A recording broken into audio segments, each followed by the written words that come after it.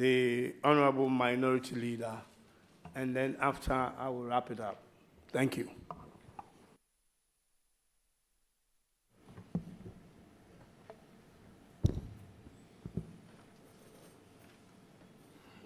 Honorable nominee, on your CV, your last date of employment as a nurse was in 1998. Do you maintain that?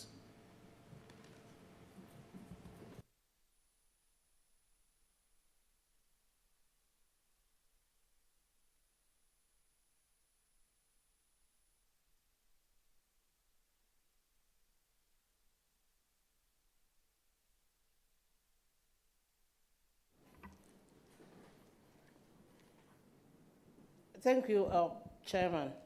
I don't know which page my senior leader is talking about. Page 2 of your CV.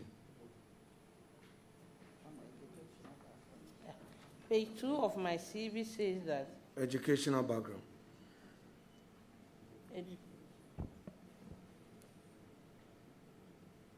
Educational background. My last. The other institutions that you have. Yeah, but my last educational. And then you indicated the employment. So I just want you to help me on that. That's why I said, do you maintain that? Yes. Okay. Now, you went to Central University to pursue a Bachelor of Science in Nursing between 2009 and 2011, correct? Yes, Mr. Chairman. Were you on steady leave with pay, or you went on your own? Please, I was on steady leave with pay.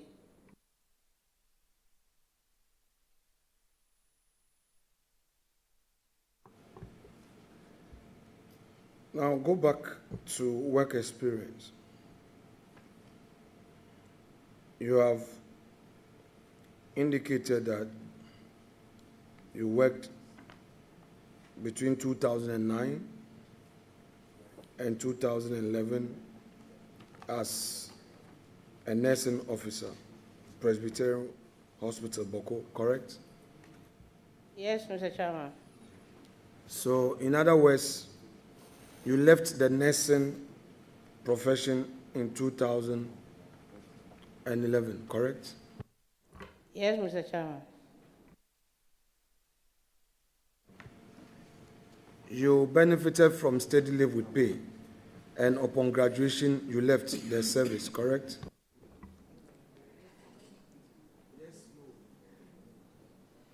Yes, Mr. Chairman.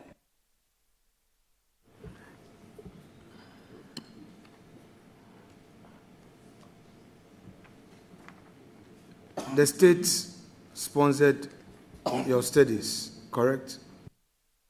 Yes, Mr. Chairman. And after the state has sponsored your studies, you left the system, correct?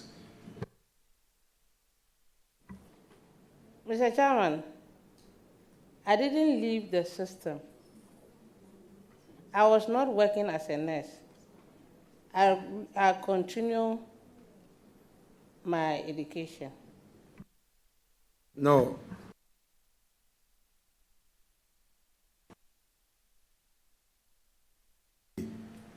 So take it easy with me and appreciate what I'm saying. On your CV,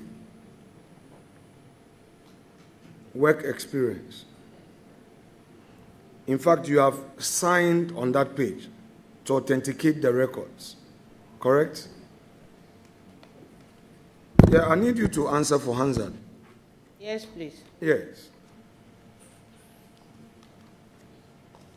You benefited from steady leave with pay between 2009 to 2011, correct? What Bachelor really, of Science in Nursing. Nursing. Yes. What really happened was that I went to school in 2009, and my salary was stopped in 2010. Did you take a steady leave with pay? I took a steady leave with pay, but Boko Hospital didn't sign for me because it's a church institution, it's not a government institution. It was under the administration of the Presbyterian Hospital. So what about 2011? 2011, I sponsored myself in the school. Thank you. So you left the system soon thereafter? Yes, please. After graduation? Yes. So how many years did you practice as a nurse?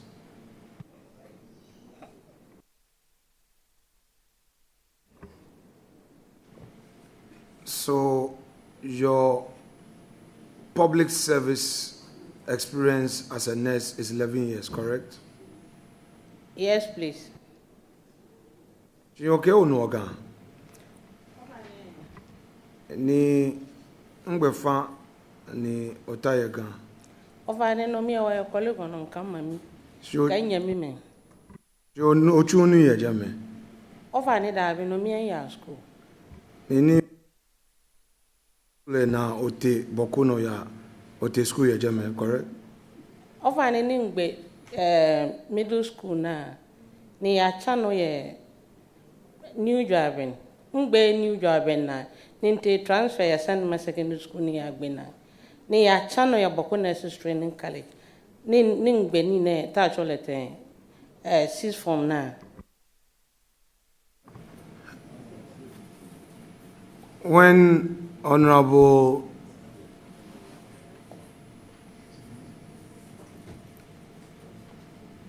Patricia PJ was asking you a question, she conditioned her question. You did not condition your answer. I want to give you an opportunity to clarify. To help you, she said you had publicly stated somewhere that you have done far better than your predecessor. And the predecessor we know is your late husband. In your answer, you succeed.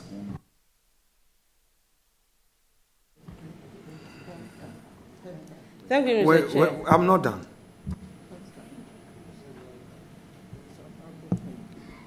Your predecessor, in this context, as I want to understand, is your late husband. Would you want to clarify who the predecessor you are referring to?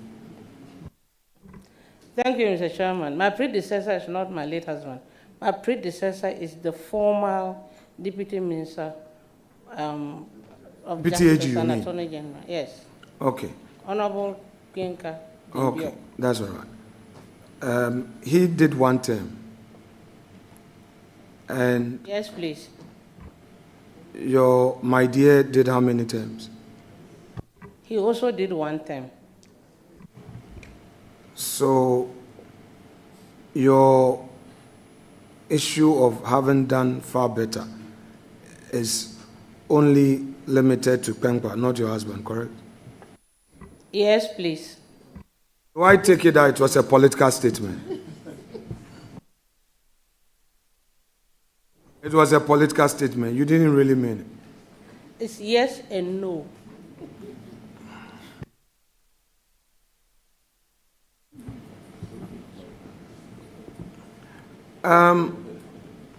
You had an issue with Mr. Martin Kwebu's comments. No, please.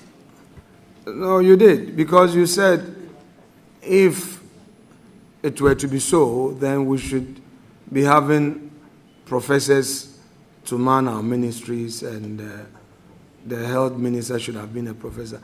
Are you therefore suggesting that you need to only be a professor to have the requisite knowledge? I just wanted to understand what you meant. Honorable Member of Parliament seated right by the nominee be reminded that the nominee is on oath. And if you will be engaging in this, you will not be helping. No, please, Honorable. He's capable. She's very capable, please. She's very capable. Yes. Yes, proceed. I'm done with the question. I'm saying that you were suggesting that it only takes a professor to be considered for a political office. That's the impression I got. Not really, but if his statement says that I don't have the requisite experience, I believe that he meant somebody who has the experience, a professor who has the experience in public sector reforms. Okay. Now, you indicated on your CV that you read LLB at Mount Crest. You were done in 2016. Why didn't you do the bar? Thank you very much. I tried bar exams, but unfortunately somewhere along the line, I had private issues, and came the big blow when my husband passed. So I didn't have that requisite mind to study and go and write the exams. But I'll still go back and write the exams. Thank you. All right. Try and pursue the bar exam. I'm sure you want to be called to the bar someday. Thank you very much, Senior, for your... I'm sure you want to be called to the bar someday. Yes. Very well. Thank you. Are you really interested in this, your nursing profession at all? I am. Leader, thank you. Should there be a change of mind by His Excellency the President to move you to the Ministry of Health, how would you find it conducive to your profession as a nurse? Thank you very much. I'll still work perfectly at the ministry because I still have the experience. Thank you. You have been on the countryside, and on this point, let me say that Honorable Lydia made a submission on the floor. I sat there and I was very touched when she spoke with passion about healthcare professionals in our rural communities and how our people are suffering. Is it really the case in your area? Yes, please. So would you encourage more recruitment of nurses in our deprived communities? Yes, please. Would you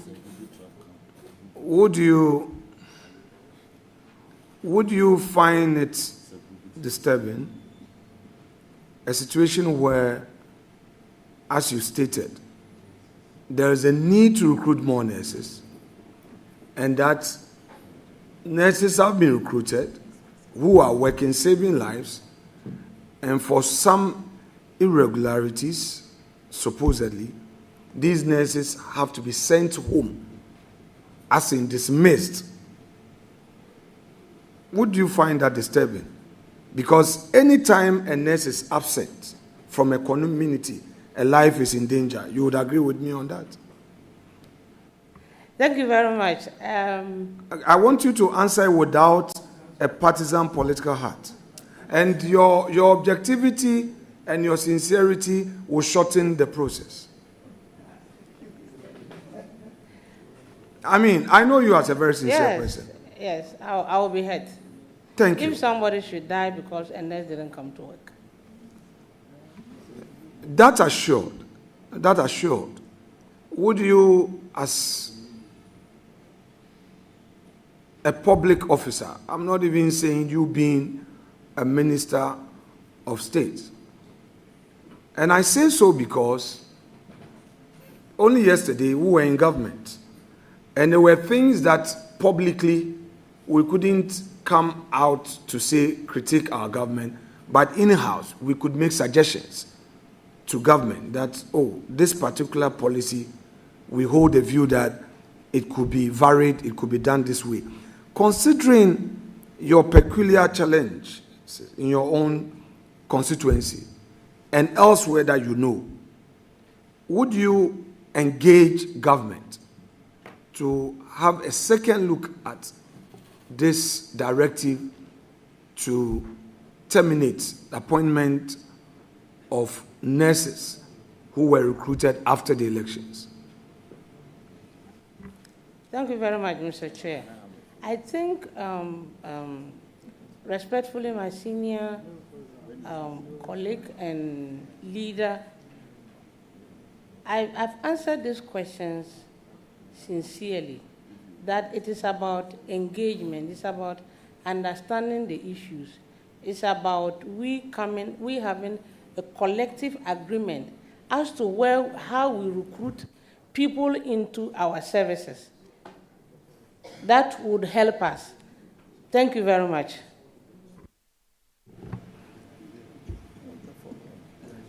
Now,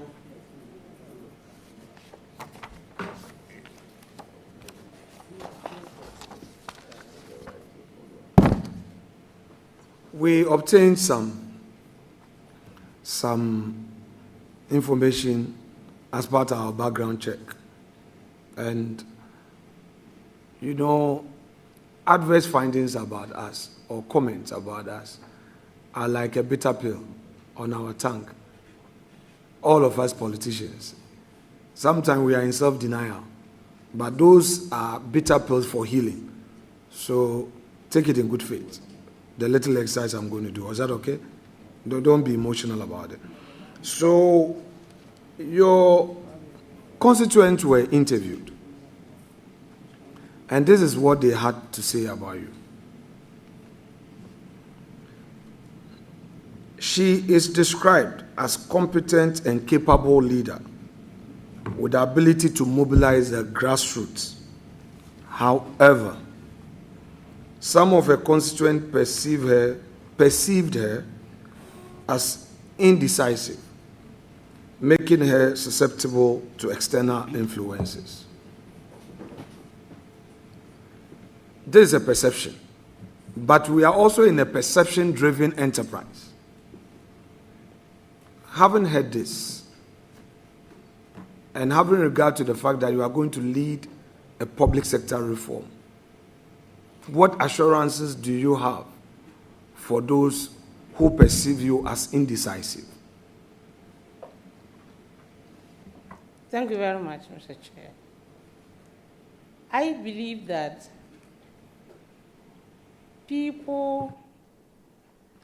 when people are interviewed, everybody has something to say. There's a good side of me. They said I am capable. So I want to assure you that I am capable of handling the ministry that I'll be going to take care of. Thank you. The next one, we are all sinners. And for the next question, I'm sure all of us, the 275 of us in the chamber, will be considered guilty of this crime. However, you are on oath, so I would put it out. A section of NDC party supporters and sympathizers have accused her of not answering their calls. What do you say to that? Thank you, Mr. Chairman. My leader has already answered the question for me. He said we are all sinners. And I pray that those people that I didn't answer their calls will forgive me. Thank you. But what assurances have you for them? And I what want to remedial assure them measures? that I will work on it and I will now answer their call. Now, can honorable nominee, let me suggest to you what I have done. Maybe it will help. Sincerely speaking, it is practically difficult to answer all calls. However, we, this generation, have the benefit of this social media. So I have employed some gentlemen who are managing that communication and are getting swift responses, from the office and getting the problems resolved.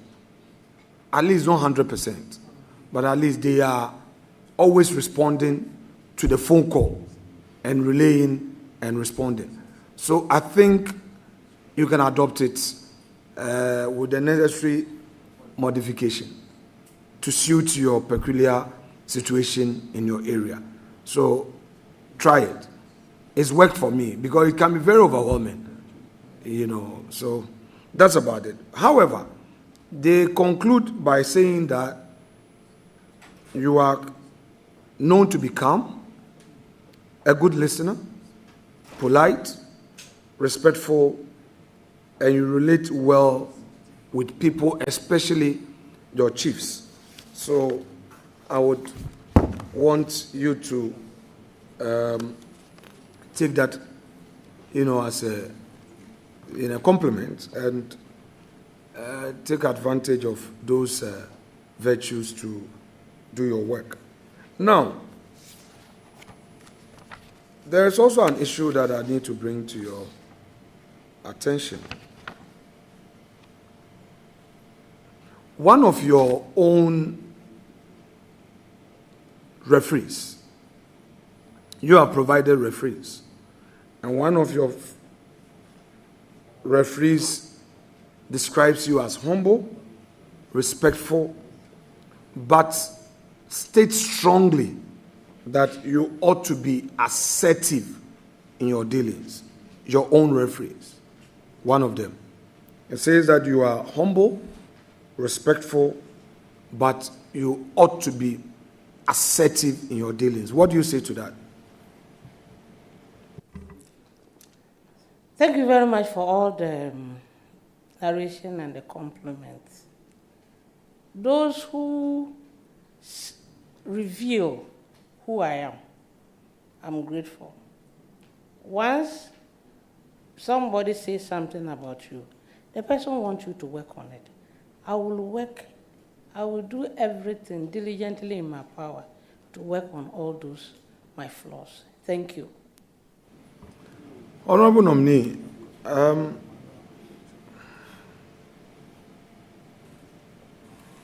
you have just been nominated for this public sector reform portfolio. By the way, where is your office going to be located? You said you received some briefing and all. Where are you going to have as your office? Thank you very much. My office is just opposite the Ministry of Finance, an extension of the President. Okay, that story building. Yeah, thank you. Very well. Now, the NDC manifesto, do you have with you? No, please. Should I give you an opportunity to have it, take it? Can we excuse you to bring the manifesto to the table? Because we have some very important questions to ask about the blueprint that brought you to power. Chairman, yes, may we grant nominee leave to have with her the manifesto of her party? Granted. Thank you.